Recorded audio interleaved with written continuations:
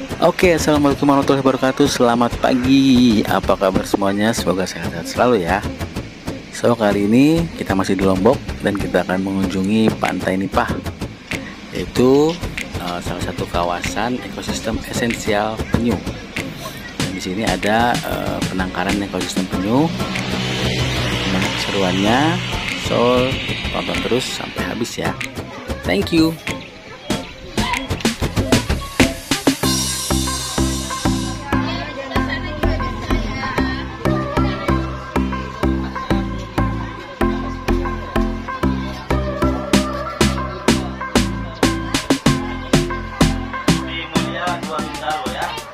Datang di tempat kami di Pantai Nipah, khususnya di konservasi penyu TCC, Turtle Conservation Community Nipah, Lombok Utara. Jadi terima kasih kami ucapkan ke adik-adik, guru-guru pendamping yang telah berkunjung ke tempat kami yang ada di Pantai Nipah ini. Semoga nanti setelah kita melihat penyu di sini, kita adakan edukasi juga di tempat yang sudah kami sediakan. Jadi yang di sini kita konservasi 3 jenis penyu. Sebelumnya saya kasih tahu dulu, sebelum kita lanjut ke tempat edukasi ya. Jadi di sini kita punya yang namanya penyu sisik, yang di sebelah sini yang besar. Terus di sebelah sini yang warna hitam ada kita punya olive, atau biasa kita sebut penyu lekang. Dan satu lagi kita punya green turtle atau penyu hijau. Oke, jadi yang pengen lihat sarangnya bisa sebelah sana. Atau pengen lihat denah peta untuk Pantai Nipah, kita ada maketnya sebelah sana.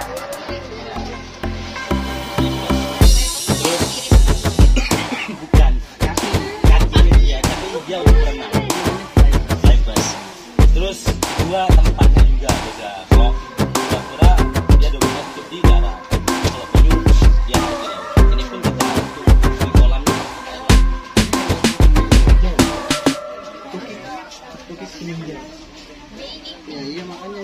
Yang ini jenis olive.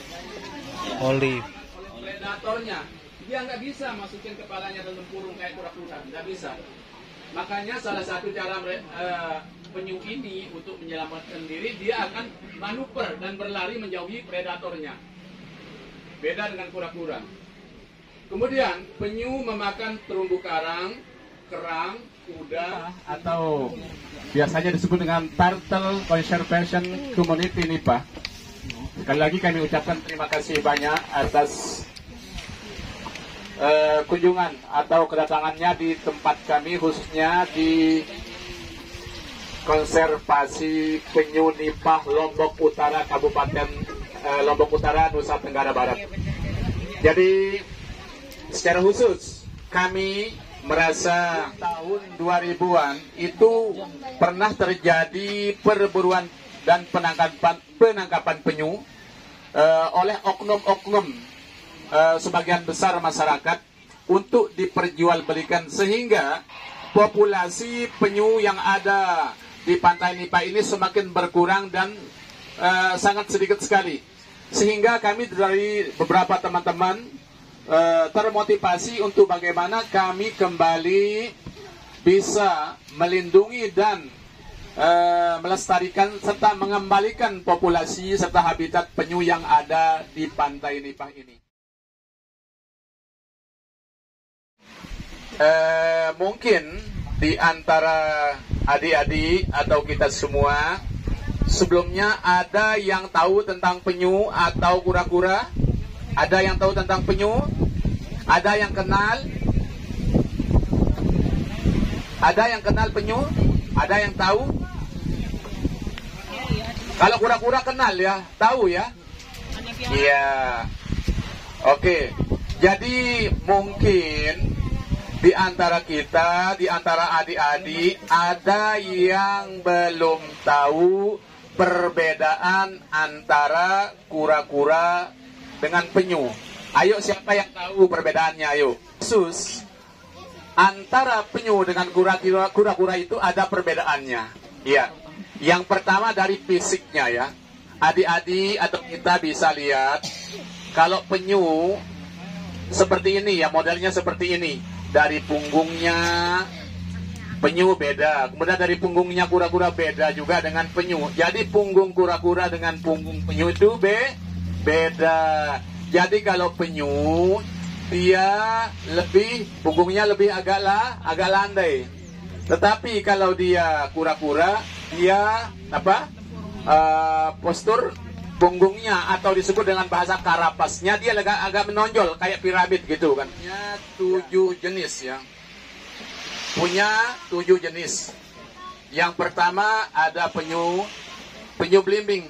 Ini dia peringkat paling pertama, dia paling besar adik-adik ya. Kalau penyu belimbing itu, dia bisa mencapai lebih dari 300 kg dengan panjang lebih dari 2,5 meter. 2,5 meter ya besarnya. Jadi peringkat pertama ini. Kemudian ada peringkat kedua, namanya penyu hijau. Jadi setelah penyu belimbing ini ada peringkat kedua yaitu penyu hijau. Nah, penyu hijau ini dia bisa mencapai beratnya kisaran 150 sampai 200 cm atau 2 meter ya. Nah, yang peringkat yang ketiga ada penyu tempayan. Ya, penyu tempayan. Yang keempat ada penyu sisik. Yang kelima, peringkat kelima ada penyu lekang. Yang keenam ada penyu kempi. Yang ketujuh ada peringkat penyu beberapa ancaman kenapa penyu itu terancam punah ya. Pertama, perburuan telur penyu. Ya.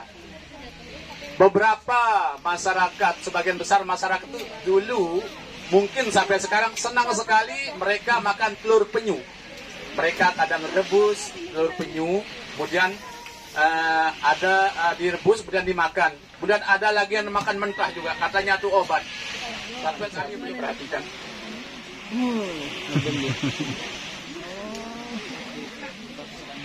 Yang naiknya dari sini, dia buat di sini.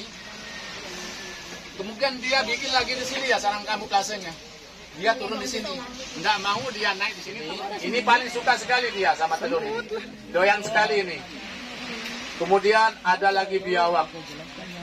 Nah, ini melihat semua tentang penyu ya. Nah, sekarang saya tanya, adik-adik melihat penyu gimana mukanya? Sama nggak semua mukanya penyu? Sama ya. Ada nggak yang beda mukanya? Ada yang mancung, ada yang pesek, ada nggak? Nggak. Ya. Jadi yang membedakan apakah penyu betina atau dia jantan itu suhu. Dan itu di sini kami belum bisa menganalisa secara detail. Hanya beberapa referensi dan literatur yang pernah kami baca dan beberapa hasil penelitian dari beberapa universitas itu yang menjadi acuan kami. Ya, kalau suhu itu akan bisa merubah jenis kelamin. Kalau dia panas 28 sampai 30 derajat, dia akan menjadi betina. Mohon maaf, dia akan menjadi jantan. Ya, ya, dia akan menjadi jantan ya. Tetapi kalau dia cenderung dingin, 26 sampai 20 derajat Celcius, dia akan menjadi betina. Makanya beberapa konservasi untuk saat ini membuat sebuah inovasi bagaimana bisa menyeimbangkan jenis kelamin perburuan penyu, sampah plastik, terjerat jaring, dan perubahan iklim. Nah, beberapa dari gambar ini pernah kami temukan, tapi kami bersyukur untuk saat ini sudah menurun sekali kasusnya perburuan telur penyu.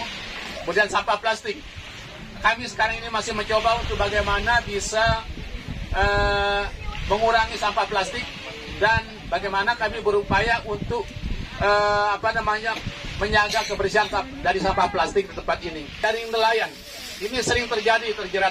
Beberapa kasus pernah kami temukan, kurang lebih 3 ekor itu pernah dibawa oleh nelayan dan pernah sendiri kami temukan di tempat ini terjerat jaring nelayan.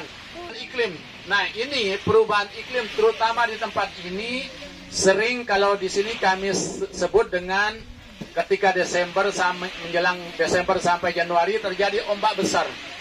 Ini sangat berpotensi sekali mengancam keselamatan telur, kemudian anak penyu yang bersarang di sepanjang pantai di tempat konservasi di Pantai Nara, menyelamatkan penyu dari kepunahan.